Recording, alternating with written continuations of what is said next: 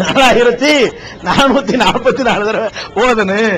அப்ப 4444 தடவை ஓதணும்னா ஒருத்தருக்கு முடியுமா? அசரத்து 4444 ஓதுறதா இருந்தா ஒரு மாசம் ஆகுமே. கவலையப்படாத, நாங்கள்லாம் எதுக்கு இருக்கிறோம்? விஷயம் வழங்குதா? பணக்காரன் நீங்களே ஓதிக்கன்னு சொன்னா அது ஒரு கணக்கு. அவங்க என்ன பண்ணுவாங்க, செலவாத்தையும் பெருசா தயாரிச்சு நம்பரையும் பெருசா போட்டுட்டாங்க. ஒரு சின்ன செலவாத்தாக்கி சின்ன நம்பரை போட்டா அவன் ஒதுக்கிடுவான். அவன் ஓதுனா இவருக்கு வருமானம் வராத.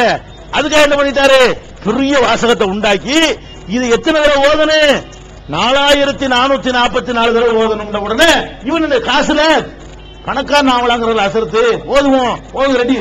எத்தனை பேர் வருவாங்க? இவ்வளவு பெரிய ஒரு ஆளுக்கு ஓத முடியாது. நாங்க ஒரு 10 பேர் வர்றோம், அசரத்து 10 பேர் வர்றோம், ஆளுக்கு 100 ரூபாய் கொடுத்துரு, 1000 ரூபாய் செலவு. 1000 ரூபாய் செலவு பண்ணி என்ன செய்யறான், அவன் செலவாத்து நிறைய ஏற்பாடு பண்றான். அவனுக்கு ஒரு சந்தேகம், இந்த அசரத்து 4444 தடவை ஓதாட்டி என்ன பண்றது? இதே பொய், இதுல என்ன ஓதுனா ஓதாட்டி என்ன? அவனுக்கு சந்தேகம் என்னது, இந்த அசரத்து நம்மளை ஏமாத்திர கூடாது. அதுக்காக என்ன பண்ணுவாங்க, நான் முன்னாடியே அவங்க எண்ணி வச்சிருப்பாங்க.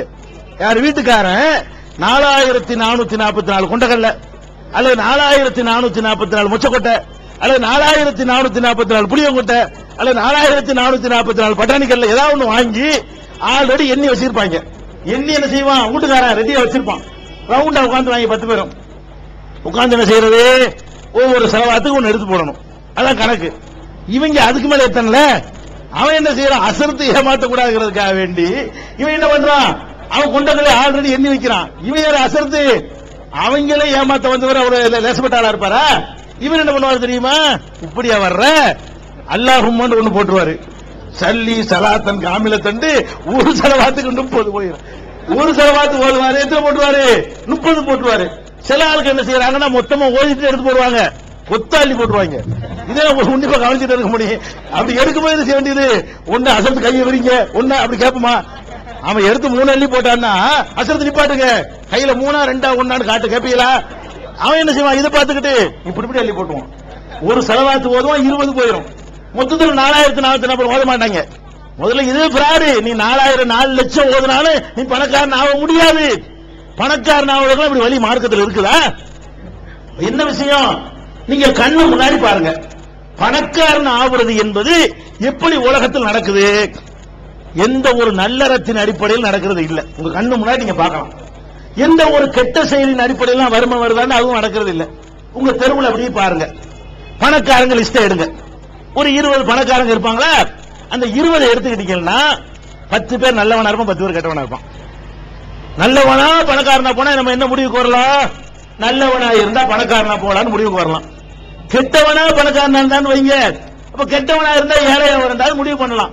நீங்க எடுத்து பாத்தீங்கன்னு சொன்னா பணத்தை அல்லாஹ் எப்படி கொடுக்கறான், நல்லவன் கெட்டவன் பார்த்தே கொடுக்கிறது கிடையாது. அல்லாஹ் நினைச்சா சுலைமான் நபிக்கும் கொடுத்திருக்கான், அல்லாஹ் நினைச்சா ஃபிரௌனுக்கும் கொடுத்திருக்கான். பாக்குறமா இல்லையா? அல்லாஹ் நினைச்சான்னு சொன்னா ஃபிரௌன் மாதிரி கெட்டவனுக்கும் கொடுத்திருக்கான் கடந்த காலத்துல, சுலைமான் நபி மாதிரி நல்லவருக்கும் கொடுத்திருக்கான். அல்லாஹ் நினைச்சா ரசூல் ஸல்லல்லாஹு அலைஹி வஸல்லம் அவர்களையே வறுமையின் கோட்ல கீழே கொண்டு வச்சிருந்தான். நபிகள் நாயகம் கூட அவ்வளவு நல்ல மனிதரா வாழ்ந்தும் கூட அவங்களுக்கு வயிறார சாப்பிட முடிஞ்சா, ஒரு சட்டைக்கு மறு சட்டை இருந்துச்சா, 3 நாளைக்கு சாப்பிட அடுப்பு கஞ்சிருக்குதா? இல்ல. அப்ப இந்த தொழுகை, இபாதத்து, செலவாத்து, பாத்தியா இதுகள் எல்லாம் பணக்காரன் ஆக முடியாது. முதல்ல விளங்கிடணும். இந்த உலகத்தில் நம்ம நல்லவனாக வாழ்வது எதுக்குன்னு கேட்டா மறுமையில வெற்றி பெறுவதற்கு. தொழுதா பணக்காரன் ஆகலாமா? நிச்சயமா முடியாது. பணக்காரன் ஆகலாம் அல்லாஹ் உன் கணக்குல எழுதியிருந்தா நீ ஆகுவ. தொழுதாலும் ஆகுவ, தொழுவாற்றாலும் ஆகுவ. தொழுகை உன்னுடைய செல்வத்தை அப்படி சொல்லக்கூடிய மார்க்கம் இது. தொழுகையினால் நீ பணக்காரன் ஆக முடியாது. நோன்பு வச்சா பணக்காரன் ஆக முடியாது. தொழுகை விட்டால் நீ பிச்சைக்காரன் ஆக முடியாது. தொழுகை விட்டவன் பணக்காரன் இருக்கிறானே, பாக்குறமா இல்லையா? இந்த கம்ப்ளைண்ட் கொடுத்தவன் பெரிய தீன்ல உள்ளவனா, காசு இருக்கானா? தீன இல்ல, மார்க்கம் இல்ல, எல்லா தப்பு பண்றாங்க, ஆனா பணம் இருக்குது.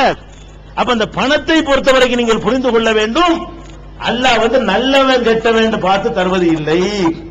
நல்லவனுக்கும் கொடுப்பான், கெட்டவனுக்கும் கொடுப்பான். ரொம்ப நல்லவனை ஏழையாக்கி வச்சிருப்பான், ரொம்ப கெட்டவனை ஏழையாக்கி வச்சிருப்பான்.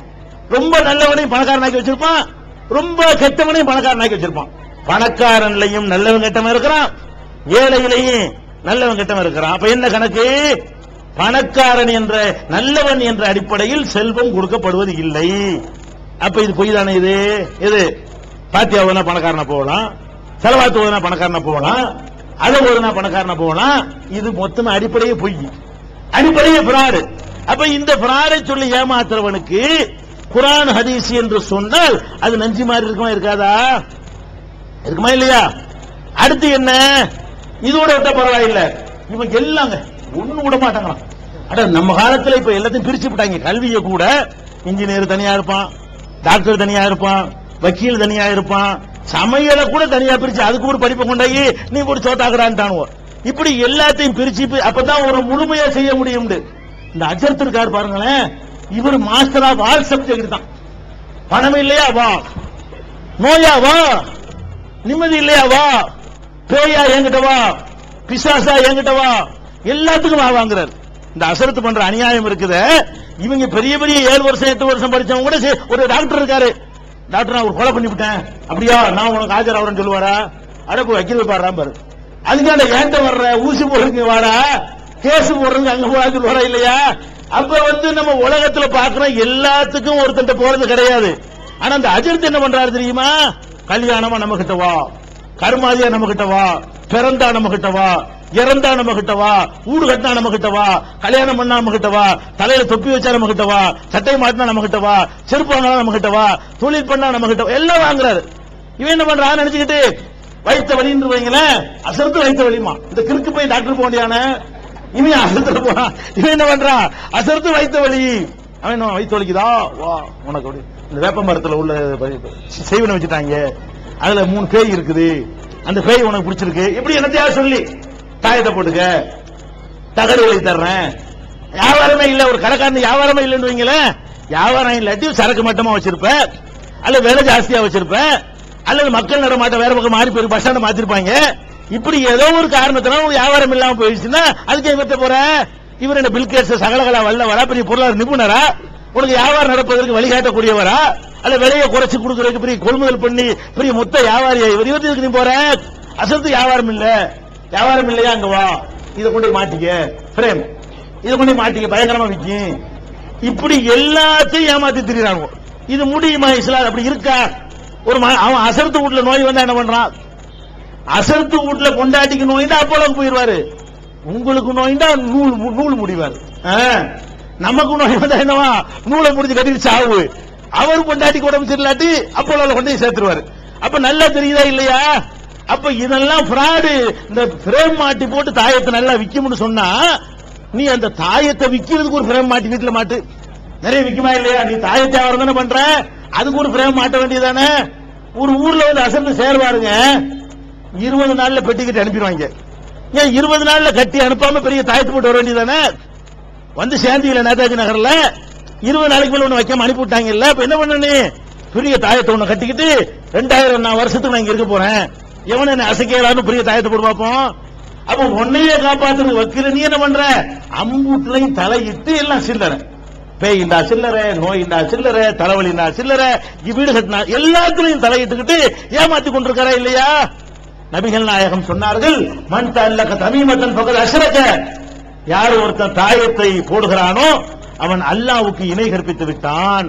இந்த தாயத்து, நூலு, தட்டு, தகடு இதையெல்லாம் ஒருத்தன் நம்புனா அவன் அல்லாஹ்வுக்கு இணை கற்பிச்சுட்டான், 2 அல்லாஹ்னு நம்பிட்டான், இஸ்லாத்தை விட்டு வெளியேறிட்டான் அப்படின்னு சொல்றாங்க.